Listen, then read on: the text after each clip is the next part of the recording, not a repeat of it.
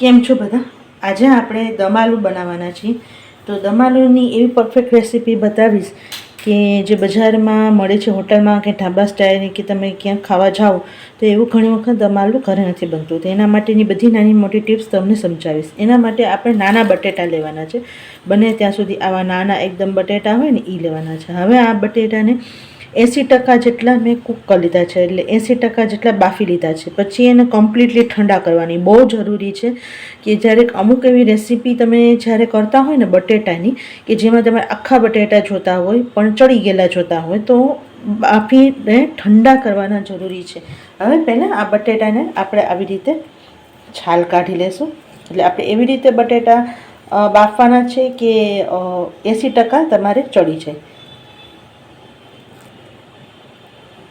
આવી રીતે છાલ આપણે પહેલાં બધી કાઢી લઈશું. એક પેનમાં આપણે અહીંયા તેલ લીધું છે અને તેલ સહેજ સરસ ગરમ થવા દેવાનું. અને હવે આપણે આ જે બટેટા 80% જેટલા કૂક કરી અને ઠંડા કર્યા છે એમાં બધા નાખવા છે અને આપણે નાખી અને એને ફ્રાય થવા દઈશું. એટલે આપણે કાચા બટેટા લઈને બહુ ઝાઝી વાર ફ્રાય કરી અને ઝાઝું તેલ લઈને ફ્રાય કરવાના બદલે આવી રીતે તમે 80% બટેટા લઈ કૂક કરી અને ફ્રાય કરશો તો તમારું તેલ પણ ઓછું જશે અને તમારા બટેટા પણ સરસ એકદમ બાર જેવા ક્રિસ્પી થશે.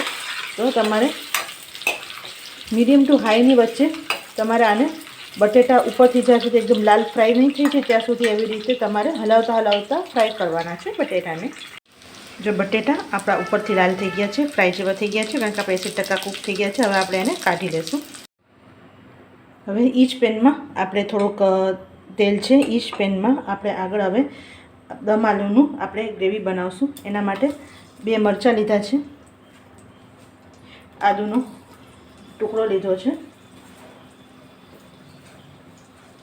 4 થી 5 મોટી લસણ હતા એના મેં આવી રીતે કટકા કરી લીધા છે અને 2 મીડિયમ સાઇઝની ડુંગળી છે. હવે આને સરસ આપણે કૂક કરશું.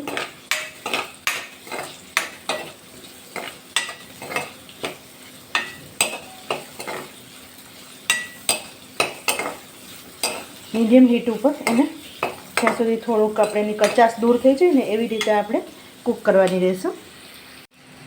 આપણું આદુ મરચાં લસણ સરસ આપણે કૂકડ થઈ ગયું છે. હવે એની અંદર 3 નાના ટમેટાં હતા એને આવી રીતે સ્લાઈસ કરી લીધા છે, એ પણ અંદર નાખી દઈશું. દમ આલુ કોઈપણ સિઝનમાં તમને બહુ જ મજા આવે ખાવાની. જ્યારે તમને એમ થાય કે કંઈક ગેસ્ટ આવ્યા છે અને કે બહુ સબ્જી નથી, તો ઘરે બટેટા તો લગભગ આપણે બધાના ઘરે હોય છે, પણ દમ આલુનું જે મેઇન વસ્તુ છે એ એની ગ્રેવી છે. એને સરસ પકાવી, જેમ ગ્રેવી સરસ પકાવીએ એમ દમ આલુનો ટેસ્ટ સરસ આવે છે. હવે એની અંદર સ્વાદ પ્રમાણે આપણે મીઠું નાખશું. અત્યારે ગ્રેવી પૂરતું નાખીએ છીએ થોડું. આપણે ટમેટાં અને બધું સરસ કૂકડ થઈ છે ને, ટમેટાં નાખવું ને એટલે મીઠું તરત નાખવું જેથી ટમેટાં સરસ ચડી જાય. થોડી હળદર એ અત્યારે જ નાખી દઈશું.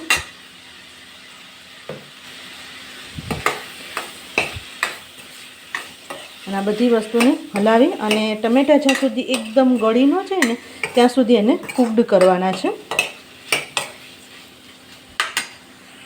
સરસ ગ્રેવી પાકી ગઈ છે અને હવે આપણે ગેસ બંધ કરી અને આને ઠંડુ કરી અને એને કમ્પ્લીટલી ઠંડુ થઈ જાય પછી એને ફાઇન એક ગ્રેવીમાં આપણે ગ્રાઇન્ડ કરી લેશું. એ જ પેનમાં આપણે ફરીથી 1.5 ચમચા જેટલું તેલ લીધું હતું. હવે દમ આલુમાં જો એકદમ બજાર જેવું અને ઢાબા જેવું કરવું હોય તો હજી આનાથી વધારે તેલ લેજો. પણ આપણે ઇનડાયરેક્ટલી આપણે તો ઘરે જ ખાવું હોય, ડાયરેક્ટલી કે ઇનડાયરેક્ટલી આપણે ઘરે જ ખાવું હોય તો તમે ઓછા તેલમાં બનાવવા માંગતા હોય તો ઓછું તેલ લઈ શકો, તો ચોઈસ તમારી છે. હવે એની અંદર તજનો એક ટુકડો, આપણે જ્યારે પણ બજારમાં કે ઢાબા ઉપર કે કોઈ પણ જગ્યાએ ખાઈએ હોટલમાં, એ લોકો આવી રીતે ડ્રાય આપણે જે સૂકા મસાલા હોય ને એનો વઘાર કરતા હોય છે. એટલે એનો પણ પોતાનો એક ટેસ્ટ હોય છે, એટલે જરૂર નાખવું. એક તમાલપત્ર, બોરિયું મરચું, 2-3 લવિંગ, એક આખી ઇલાયચી છે જેને હું આવી રીતે આખી જ નાખું છું. અને હવે આપણે આ જે ગ્રેવી તૈયાર કરી હતી એને સરસ ગ્રાઇન્ડ કરી લીધી છે અને એ બધી આની અંદર નાખી દેશું. અને આને એકદમ મીડિયમ હીટ ઉપર ત્યાં સુધી કૂક કરશું કે જ્યાં સુધી પેન ને તેલ છોડી ન દઈએ. તો અત્યારે આપણે મિક્સ કરીએ ને ત્યારે હજી તેલ અંદર ઇનકોપરેટ એટલે કે અંદર ભળી જશે. એટલે તમે જો અત્યારે છે ને ગ્રેવીનો કલર તમે જો એકદમ ઓરેન્જ જેવો હશે. જેમ જેમ કૂક થશે ને એમ એનું સરસ ઇન્હેન્સ એનો ટેસ્ટ થઈ જશે, એનો કલર પણ સરસ આવશે. એટલે આ બહુ જ સ્ટેજ ઇમ્પોર્ટન્ટ છે. આપણે ગ્રેવીને છે ને બહુ પકાવતા નથી ઘરે. એટલે સૌથી મોટી આપણે જે ભૂલ કરીએ છીએ ને એ આ કરીએ છીએ કે કોઈ પણ ગ્રેવી તમે પંજાબી કરતા હોય કે કોઈ પણ ગ્રેવીવાળું શાક કરતા હોય ને ગ્રેવીને સરખું પકાવવાનું હોય છે. એટલે આને જ્યાં સુધી એકદમ તમે જો સાવ સૂકી ન થઈ જાય ને ગ્રેવી ત્યાં સુધી કૂક કરવાનું છે. જો જેમ ગ્રેવી પાકશે ને તમે જોજો એનો કલર ધીમે ધીમે એકદમ ચેન્જ થતો રહેશે. એટલે આ ગ્રેવી પકાવવી ખૂબ જરૂરી છે. હું એમ નહીં કહું કે આ રેસીપી 10-15 મિનિટમાં બની જશે. સારી વસ્તુ ખાવા માટે ટાઈમ લાગે છે. અને જો ટાઈમ વગર તમે એમને એમ જ જલ્દી કોઈ પણ વસ્તુ પકાવીને બનાવો તો એનો ટેસ્ટ જ ન હોય. અને દમ આલુમાં તો મેઇન એનો દમ આપવો જરૂરી છે. એટલે હજી આપણે ગ્રેવી સરસ થઈ જાય, બટેટા નાખીએ પછી આપણે એને સરસ દમ આપવાનો હોય છે. એટલે એ પણ જરૂરી છે. જે રેસીપી તમે કરો એનું પ્રોપર સ્ટેપ પૂરેપૂરું ન કરો ને ત્યાં સુધી એ તમને બજાર જેવો ટેસ્ટ જ ન મળે. જો તમે બજાર જેવું ખાવું હોય અથવા એનાથી ચડિયાતું ખાવું હોય તો એના સ્ટેપ છે ને એ બધા ધીમે ધીમે સરસ ફોલો કરવાના. જો આપણી ગ્રેવી ચડે છે ને ત્યાં સુધી એક વાટકામાં આપણે દહીં લીધું છે. હવે આ દહીં જ્યારે એકદમ આપણી ગ્રેવી થઈ જાય ને ત્યારે આપણે નાખવાનું છે. પણ એની સાથે મસાલા તમારે કરી લેવાના છે. એની સાથે 1 ચમચી ધાણા જીરું, 1 ચમચી મરચું, કાશ્મીરી મરચું વાપરું છું. તમે જે પણ ખાતા હોય એ મરચું તમારે નાખવાનું. ચપટી હિંગ, તમે જો તીખું મરચું ખાતા હોય તો એ નાખજો. પણ કાશ્મીરી મરચુંથી કલર ને બધી વસ્તુ એકદમ સરસ જળવાઈ રહે છે. તો બને ત્યાં સુધી કાશ્મીરી મરચું વાપરો તો તમને તીખાશ કલર બંને આવે. ગરમ મસાલો 1/4 ચમચી જેટલો. તો જે આપણે ખડા મસાલા નાખ્યા એનો પણ ટેસ્ટ હોય અને આપણે જે અત્યારે ગરમ મસાલો નાખીએ એનો પણ એક અલગ ટેસ્ટ હોય છે. અને આને બધી વસ્તુને હલાવી લેશું. જો આપણે ગ્રેવી જોઈને મેં આવી રીતે ડીશ ફેંક્યું હતું કારણ કે ગ્રેવી જ્યારે ઉકળતી હોય ને ત્યારે ઉપર છાંટા આવે. જુઓ તમે જુઓ એનો કલર જુઓ. અને હવે ગ્રેવી તમે જુઓ પેન પણ સરસ છોડે અને એનો કલર પણ ચેન્જ ધીમે ધીમે થાય. પણ હજી આપણે ગ્રેવીને સરસ કૂકડ કરવાની છે. એટલે જ્યાં સુધી ગ્રેવી મને એકદમ પેન છોડે નહીં અને થોડોક આપણે તેલનો ભાગ દેખાય નહીં ત્યાં સુધી કરશું તો જ તમારો દમ આલુ સરસ થશે. તમે કાચી પાકી ગ્રેવી કરીને બટેટા નાખી દો ને અને દમ ન આપો ને તો દમ આલુ સરસ નહીં થાય. તો આ નાની નાની ટિપ્સ ફોલો કરજો. હજી હું એને 1-2 મિનિટ આવી રીતે ઢાંકીને હજી થવા દેશું. જો તમને આપણે તેલ ઓછું છે ને પણ તોય તમને હું નજીકથી બતાવું કે આપણું સરસ તેલ સાઈડમાંથી જો રિલીઝ થઈ ગયું છે એકદમ.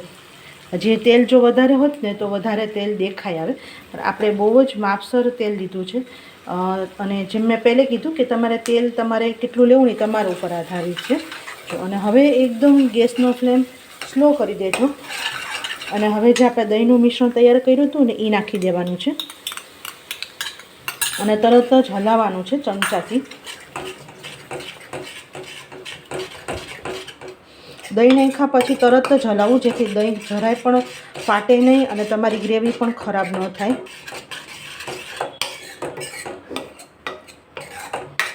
અને આને પણ હવે ઢાંકીને 1-2 મિનિટ થવા દેશું. જો આપણે દહીં નાખ્યા પછી પણ આપણી ગ્રેવી સરસ કૂક થઈ ગઈ છે. અને હવે જે આપણે બટેટા બધા તૈયાર કર્યા હતા ને એ બધા આની અંદર નાખી દેવાના છે અને એને સરસ હલાવી લેવાનો છે.